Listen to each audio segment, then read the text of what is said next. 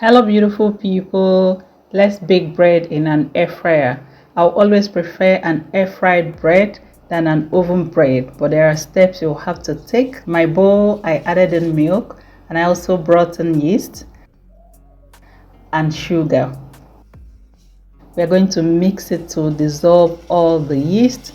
Remember that the yeast is an active ingredient. That's what will help your dough to rise. If you're not sure whether your yeast is still alive, you'll have to cover this and allow it to sit for 5 minutes. If it blooms, that means your yeast is alive, but if it doesn't bloom, please discard it and get another one.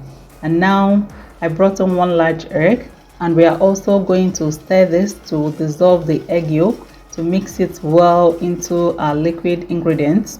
And now I brought in the bread flour and the salt. I also added a little cinnamon powder. If you do too much, you might not like it. And now we are going to start mixing this to form a shaggy dough. A quick info on how I preserve my yeast. Of course, I get big packs and I'll definitely not finish it at once. I'll have to store the remaining in an airtight container so that it keeps fresh the next time I want to use it.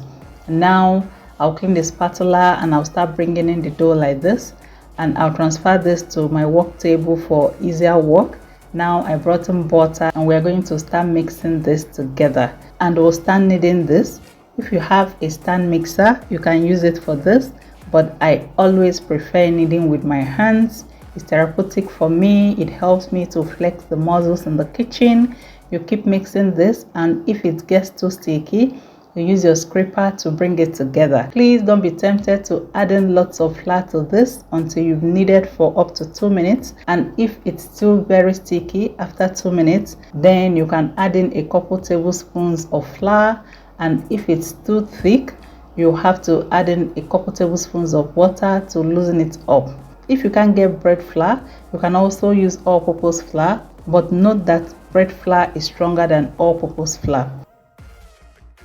We'll knead it till get it to a point like this, where it's soft and fluffy. We'll turn it into a ball shape.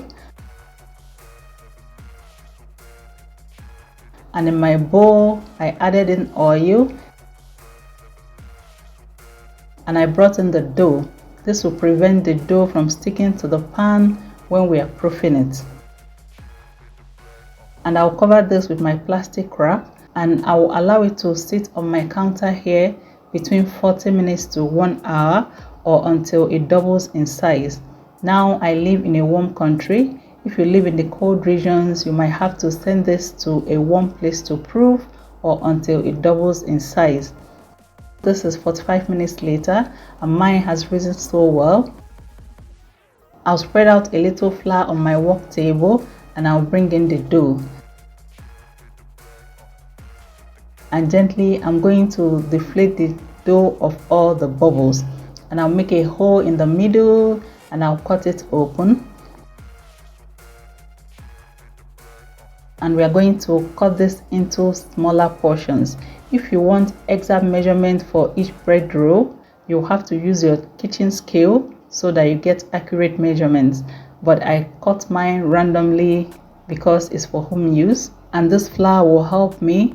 If the dough is sticking to my hands, I'll just have to dab my hands on the flour and get moving. And we'll keep rolling this into a ball shape.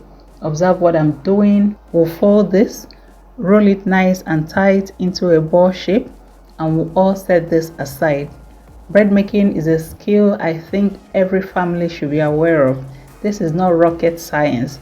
Homemade breads are the best. I can tell you that for sure. I've been making bread at home for so long and will hardly buy bread outside.